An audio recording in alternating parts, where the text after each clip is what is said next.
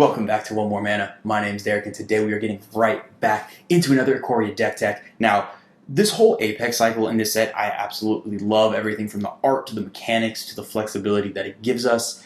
And today we are getting right back into that cycle with Vadrok, Apex of Thunder. Now, before I get too far into this deck tech, there's some awesome cards in this set, some awesome cards in this deck. If you want any of them, head on over to TCG Player. One of my favorite things about TCG Player is how you can pick sellers, and you can literally go ahead and pick game stores in your area and go ahead and buy from them through TCG Player. It is an awesome feature, and you can still go ahead with TCG Player. You can find any card you're looking for, and anything you go ahead and get with that affiliate link down below will help support the channel and help us to get out more and better content. We really do appreciate the help. So getting right back into Vadrok, I've said before that this Apex cycle is insane. I really do enjoy them as commanders. I'm loving the flexibility that Mutate gives us, and obviously I'm loving that comic art for all of these. It's beautiful by itself. The art makes me want to play these as commanders. But that flexibility Mutate gives us, I think, is an underrated aspect because we can choose to build a deck leaning very heavily into Mutate, or just use it here and there, or really we don't have to run any of their Mutate creatures and just use it almost as a pseudo-cast mechanic for a commander. Lots of flexibility, and a lot of these commanders gives us different directions to take the deck. So I'm loving it so far. But I think of this cycle, and I've been trying to brew as many of them as I can, I think Vadrok might be the one that I'm enjoying the most so far, to the point where I have actually already started putting it together in paper. I have a Vadrok behind me, and most of the cards in the mail for it. This deck seems like it's going to be a ton of fun, and just, especially for me personally, very different from decks that I typically play. So Vadrok is Jeskai, but we're not going to really worry about that too much. We don't want to be casting it for its regular casting cost too often. And it is an elemental cat dinosaur. The creature types in this set are ridiculous in that. I mean, in the best way possible. And whenever you mutate it for 1 Azorius Hybrid and 2 red, you get to go ahead and cast any non-creature in your graveyard 3 CMC or less for free. And that's going to be very important to how this deck runs, obviously. It's also super helpful that it has flying and first strike and is a 3/3. We're going to use combinations of value from this cast trigger to cast things for free, mixed with some Voltron aspects, considering we have a flying first strike 3/3 in the command zone. Just a lot of things that we're going to be able to do with this. I am a huge fan of how it plays out. This deck is going to be not super powerful. This is definitely going to be lower on the power scale, but it is going to be a very interactive deck and allow you to just do some strange, cool things in the course of trying to win the game. Now, looking at the creatures first, obviously our commander cares the most about non-creatures, but we do want to mutate it, so we are going to throw in a decent amount of creatures. I think about 15 to 20 is the area I'm looking for. I really don't want to go too much above that, or else we just have too many creatures, and that's not what our commander benefits from. We're going to want to run some mutates. I'm running a handful of mutate cards. Really just pick and choose your favorite ones. These are really there just to go ahead and make sure that if our commander gets expensive to cast, we aren't Jeskai, can't ramp super hard. So we want to have these secondary mutate effects to be able to get things back from our graveyard. Pick and choose your favorites. I kind of just picked my favorite arts, threw them in, but those are really there just for the mutate triggers. We also want to have things to mutate on. So since we can't, just have a ton of creatures, let's get things that make creatures. So stuff like Young Pyromancer, Talran, different things like that are going to be phenomenal, because while we're doing our thing, we're also making tokens, making mutate targets, and also giving ourselves a board presence to protect ourselves. These are really powerful cards in the deck.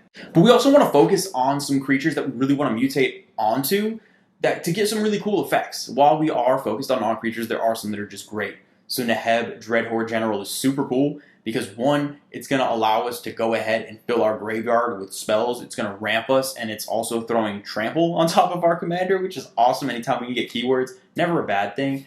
I really like Neheb in this. It kind of just does a little of everything we want, and getting all of that in one card, not to mention having it as a target, just makes it very flexible. Speaking of flexibility, the Locust God is super broken in the deck. It's going to allow us with the mutate mechanic, when the mutate pile dies, it's all going to come back to our hand because of the Locust God, which is great. It's going to get around commander tax and allow us to remutate our commander for cheap and keep getting that recursive value from our graveyard. And then the cool thing is you can pick some of just your favorite non-human creatures. If you just have some pet cards, I know Geist of St. Traps is a pet card of mine. I love the card so much. It's in here. Probably not the most effective card, but it's super cool because you can have a mutate pile of a cat, dinosaur, elemental Geist, which I don't know how it would look, but it seems super cool. And just have a giant pile of stuff. That's my favorite thing probably about the mutate decks is you can just throw piles of your favorite cards and basically that's your commander now. So you can pick and choose. I always have at least 5 to 10 slots in every deck that are just pet cards, even if they're not the most effective. And in the creature slot, you're going to have a lot of flexibility with that. Now moving on to the enchantments, I try to keep almost all of the non-creatures 3 or less because we want to be able to recur them. But there is one it's 4 CMC, but I needed it in there anyway, and it's Whirlwind of Thought, one of the new cards from Ikoria. Just being able to draw a card every time we cast a non-creature seems super powerful in this deck. And even though we can't recur it, it's still one of those cards. We have enough looting and card draw that we can get it into our hand, and when we do have it out, it is very, very powerful. Underworld Breach is a no-brainer in this deck as well, just because it's basically a better version of our commander when it comes out, because we can just cast whatever we want from our graveyard. Not to mention, with all the wheel and looting effects in the deck, we're going to have a full graveyard, and then we can also bring this back with our commander. It's super broken. There is a combo, technically, I didn't keep the winning piece in, but there is a combo technically involving, I believe it's Underworld Breach, Smothering Tithe, a wheel effect, and Thassa's Oracle, I think, and you can essentially just do like an infinite wheel, draw your deck out and win. I have most of the pieces in here. I just didn't throw the Thassa's Oracle. That's not how I want to win in this deck. But it just shows you can get into some loops where you can make some crazy stuff happen, and Underworld Breach is just it's a better Yawgmoth pool. I mean, let's be honest. So in a deck that you're filling your graveyard, it's going to do broken stuff. But even without trying to break the game with it, it's still going to be one of the most powerful cards in the deck. Duelist Heritage is another 3 CMC or less card that is just, any deck that runs white, I will try to force this in. Even if you have a deck that cares nothing about combat, giving other people's creatures double strike is crazy powerful, and just the threat of that is crazy powerful. It's an awesome political tool, and just for 3 mana, the games I get this out, it ends up adding so much damage to the game. Not to mention, we do have a commander that's going to be attacking, so we have that double effect of being able to up our commander damage as well. Yeah, this Duelist Heritage is just a super broken card and one of my favorite white cards, period. Now, in the Sorceries, we're going to have a lot of wheel-type effects, a lot of looting effects. And I know a lot of people don't like playing against wheels. Those can get kind of annoying to play against. I didn't go so far into the wheels, and a lot of the wheels that are in here either refill to hand size or are just to ourselves, but we want to fill our graveyards, and we have a lot of our looting effects in this category. There's a couple suspend cards, though, that I really want to point out because I love just cheating mana cost. Ancestral Vision is phenomenal because it's draw 3 cards for free. We don't worry about the suspend cost. We're casting it for free from the graveyard. Super powerful card. I absolutely love the card in the deck. It's literally cast your commander, draw 3. What more could you want? Another one of my favorite cards in the deck that some people might be salty about, but it's Restore Balance. You'll notice this with a few cards in this deck, especially when I get into the game-winning step. There's kind of an issue, I call it an issue with the commander format right now, where green decks have kind of gotten out of control. Because mass land destruction, and rightfully so in many cases, is so frowned upon, these green ramp value decks have gotten to a point of no return where there's just nothing to balance that out. It's very hard if you're playing against a Chulane, a Yarick, or something like that, a Muldrotha. You get to the long game and they just outvalue everyone, and there's no real way to combat it other than aggroing them out. A card like Restore Balance does a phenomenal job. We can cast it when we cast our commander, or mutate our commander, I should say. So we basically cast this thing for free, and then it just brings everything back to an even playing field. If we're Jeskai, we're not land ramping. So while that green player is just going crazy with 30 lands out, we might have 7 or 8. It's not going to bring the game to a halt, but it will bring everyone to an even playing field.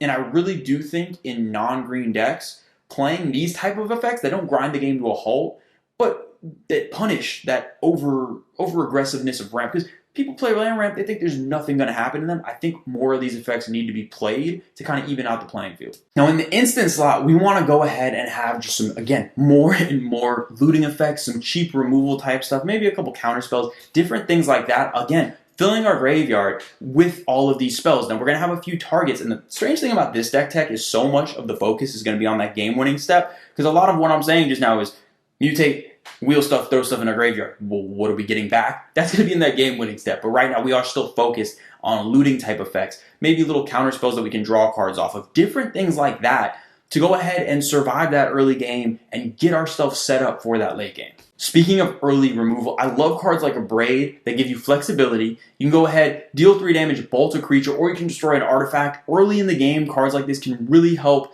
you stay alive before the aggro player or someone else just starts getting a little bit too aggressive towards you. This is some good stuff to hold up and little things like this to help keep yourself alive. With the artifacts, we're in Jeskai, so artifact ramp is it's how we ramp. That's how we're going to do it for the most part. So with these, we're going to have all our signets, everything like that. Crystal Shard, though, is an amazing card in the deck because it will allow us to get our commander cast over and over again without paying commander tax.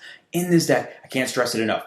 If your tax gets too high, say bye to the getting things out of the graveyard with Commander, because again, we are in Jeskai. We're not going to be ramping out of control. We want to have ways around that Commander tax, and Crystal Shard is a great way to get around that. I mentioned some of that earlier with more, with more of the mutate creatures, more Locust got different things like that. This is another way to get around that. With the lands, and this is actually important in this deck, and we'll see why in a second, we want lots and lots of basics. Now, I always say in 3-color mana bases, you can run a lot of basics, typically for budget purposes, but in this deck specifically, we'll run some shock lands. We'll run a couple different, like the Triome is a great card to throw in here.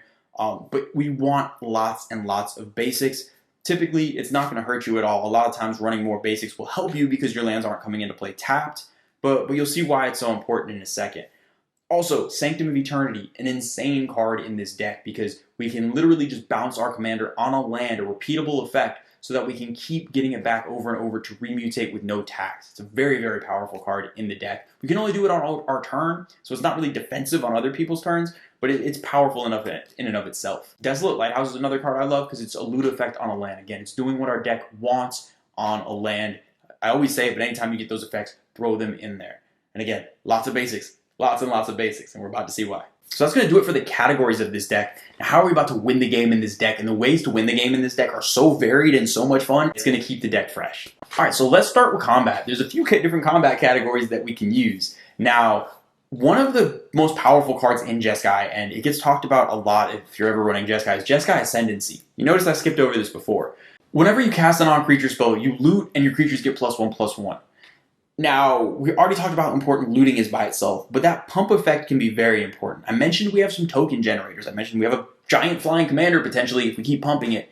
With this card, in combination with some other things, I mentioned that Underworld Breach loot before. Well, while we're not trying to Thassa's Oracle, if we can just keep casting things over and over, we can pump the whole team with Jeskai Ascendancy. Not only that, if we have one of our token generators out, like a young Pyromancer, all of a sudden, we create a just giant army of tokens and we can make them huge. I didn't lean so far into the token situation because we want more haste enablers in that case. But Jeskai Ascendancy by itself gives us so much flexibility for combat. And this could pump the team, pump our commander, and make stuff go crazy.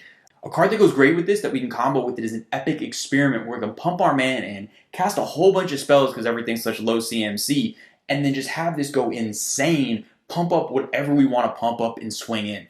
Now, I didn't lean super far into the Jeskai Ascendancy route, but that is a direction you can take the combat in this deck, and I think it would be super powerful, and we can keep bringing it back because of our commander. Now, another route we can go with combat is more of a Voltron route, and that's with mutating onto a big mutate threat and smacking people in the face. Now, there are two prime targets in this deck to smack people in the face with. The first one's going to be Charmbreaker Devils. One, we get a card back. That part's fine and dandy. But the most important thing is when we cast non-creatures, it gets +4/+0.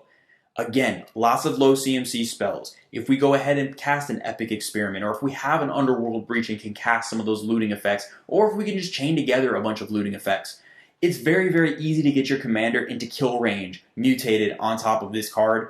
This is just an incredibly powerful way to just take someone out of the game out of nowhere. And because of mutate, that's my favorite thing about it, is this Charmbreaker Devils can be sitting there. You can mutate your commander on, and you don't have to worry about summoning sickness. It's ready to attack because that Charmbreaker Devils was already out. It's a very, very powerful effect, and one of the most powerful cards in the deck. I would say it's the most powerful creature in the deck and the quickest way to win, but there is one more creature that I want to talk about smacking people in the face with, and it's Malignus. Malignus is dirty. It is so good. Malignus just comes in with a power that's half the highest life total amongst your opponents. And you only need 21 commander damage. You start at 40 life in this game. You can kill someone pretty fast, especially if there's that life game player, if there's just someone that's been not taking any damage, able to kind of use politics to not get attacked, that's just been sitting back at that 40 life. You drop a Malignus, all of a sudden, next turn, mutate, swing.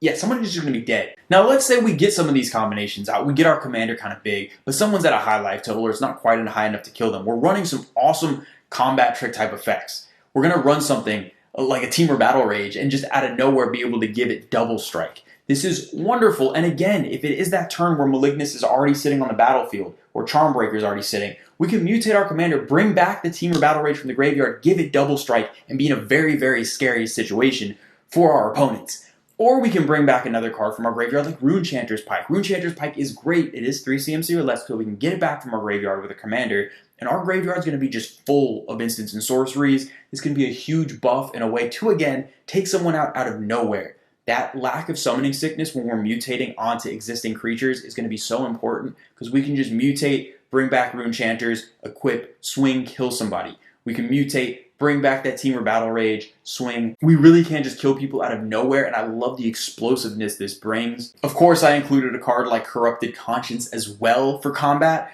which is just phenomenal. We can steal something, give it infect. We can give one of our creatures infect, create a massive mutate infect pile.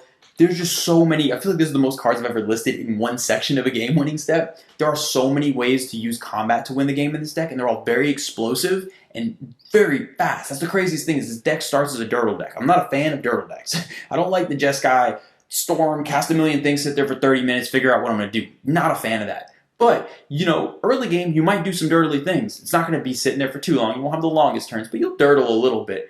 But you won't be dirtling for long because what we're setting up are these explosive, huge plays. So let's just say combat's not a way to get there. All those myriad of ways I just laid out to go ahead and kill people, those didn't work out. We got some backup plans as well to go ahead and end that game real fast. And it's two of my favorite cards that I'm starting to put in more decks, again, because of that takeover of green in the format. And it's going to be cards like Acidic Soil and Price of Progress. These are phenomenal. Acidic Soil is going to deal damage equal to the number of lands each player controls to each player. Again, we're in Jeskai. We're not ramping super hard. This might do 6, 7, 8 damage to us tops most games. If you got that green player that's just been going crazy all game, that's doing lethal to them. And this is a great card. Again, I talked about cards we can just dump in our graveyard, forget about them till later in the game, mutate, bring it back. This is one of the prime examples of that.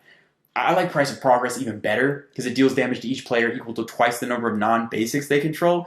This is why we're running so many basics. One, budget-wise, but two, phenomenal. Such a powerful card because late game, a lot of decks, so many decks are running 3, 4, maybe even 5 colors. They're just loading the battlefield with lands. We might be late in the game only having like 3 or 4 non-basics out. Okay, we take 6, maybe 8 damage there. There's people that are going to be just taking well above lethal. I've died to this card quite a few times myself, and every time it's played, I'm like, one, how is it so low mana cost-wise, and how is it doing so much damage to me?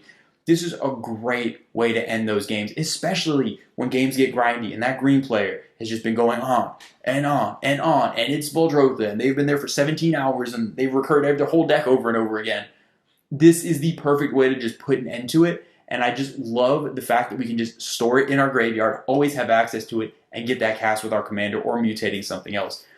I love these cards. And this is just going to give us so much flexibility. Again, we can go so heavy into one combat. We can go wide, we can go tall, or we can go ahead and punish people for out-ramping us since we're in Jeskai. That is going to do it for this week's deck tech. I really hope you guys enjoyed it. I love this deck. I'm so excited to be playing this deck. It just seems like so much fun. I've avoided Jeskai for a very long time, and just jumping into it in a combat-focused way that is also doing its Jeskai thing is something that I just cannot wait to get into. As always, a huge shout-out to all the patrons. We love and appreciate y'all so much. So much more to come. I may end up going through the whole Apex cycle at this point. I'm not 100% sure. But until then, I will see y'all next time.